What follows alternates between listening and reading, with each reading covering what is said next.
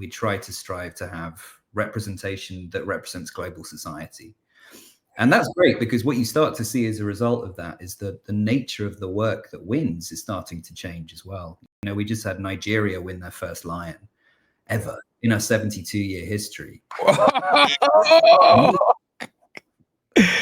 love that. I love that. I love that. Wow. But you actually made a great point, right? Like the DEI is on fire here in the States, right? Like it's a very critical conversation that's happening right now. Like, so what are some ways, like, how are some ways that the Cannes Lions is going to contribute to that change? Because some brands are straying away from it and some are leaning into it. So, like, what is your stance on it? Right. I think, well, the jury is a good example of that. The reason that Nigeria won their first Lion was because the work that was fantastic. Wow. But also because we're putting more emphasis on having juries that represent global society. There was someone in the room judging from Africa. So they were able to provide that cultural nuance and perspective and context that would never normally be in the room.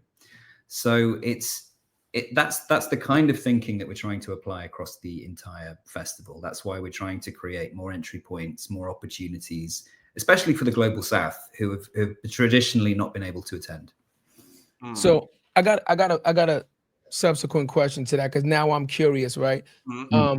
The jury. So it's a kind of a multi-part question, but you'll understand where I'm going. So just walk us through the jury selection. When you become a juror, how long are you a juror for? Are you only a juror for that particular festival, and then every festival jurors change?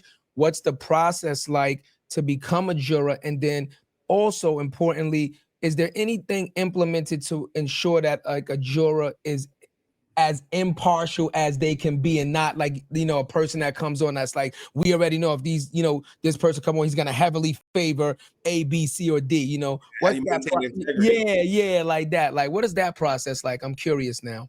Yeah, it's an enormous puzzle. Okay. So we have maybe 300 spots on any given year for a jury. There's 30 juries in total. Each one is focusing on a different discipline of creativity. Mm-hmm. So everything from traditional craft through to creative business transformation and everything in between. And the process is open and democratic. So anyone can submit themselves to be a juror, and then they go through a kind of rigorous application process. But because we can't be everywhere in the world, we have a number of representatives, over 100 of them, official representatives in different countries who act as a bit of a filter. So they will be a first point of contact for those applications because they are naturally closer to the market there.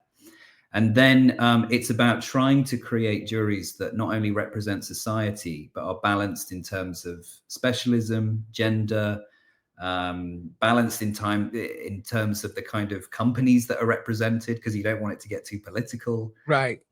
So it's a huge piece of work that takes all year and a balancing act. And to answer your question, it's a different jury every year so that people get the opportunity to judge, and it's not just the same characters. Wow, that's the same thing. Was similar on the other side. Like, so what about some small agencies, right? We talk about accessibility. We're a small agency ourselves, right? Like, what is the process of selecting which works? Like, we got the juror there. Like, what kind of chance do they have? Because I remember when we worked there, they said one award was equivalent to $1 million in new business. Is that still relevant today?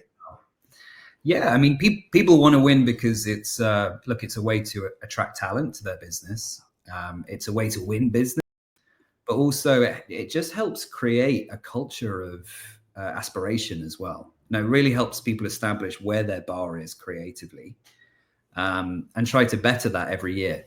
But on the indies front, yeah, we have more and more representation across our juries from people who come from independent shops or even just individuals representing themselves.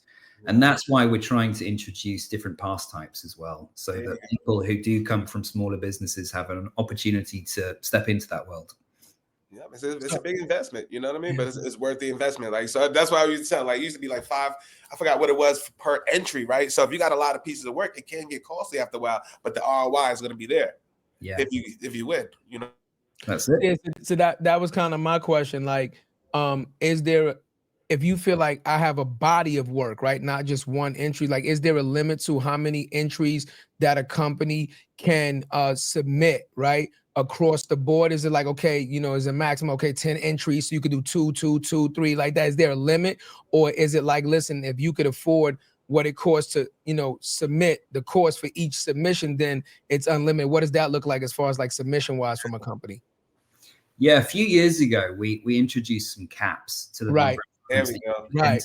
Because you don't just want perhaps those who are in a more privileged position, right, to clean up, right. And it just helps create more diversity within the work that is going to be held up as best in the world. So yeah, there are caps in there to ensure that people get an equal chance of winning, and not just a single piece of work winning absolutely everything. Yeah, because if you have Apple and Coca-Cola, that's what I'm saying. If you know, clearly there's giants in industry that have budgets that a smaller company couldn't even think about putting up with. So that's why I was asking. I'm like, what would stop somebody like a Coca-Cola, McDonald's, or Google, billion-dollar company, from just overloading the submissions with like, we got 52 pieces in this one area. Like, we gonna win this. Share Coke. Like, it's no way we lose this. All right, our chances of winning, you know, mathematically now are like 0.4 in 100. You know what I mean? It's like, you know, that's why I was asking that, like, because I think that would dilute the experience, right? And it would make a smaller company, like Cuzzo said, if we're a smaller company and we want to submit, but we're looking at it like, you know, how can we submit and even get our work seen if these other companies are putting in so much work, so many works in at a certain level that, you know, it wouldn't even be judged fairly, technically, right? And that's another thing, right?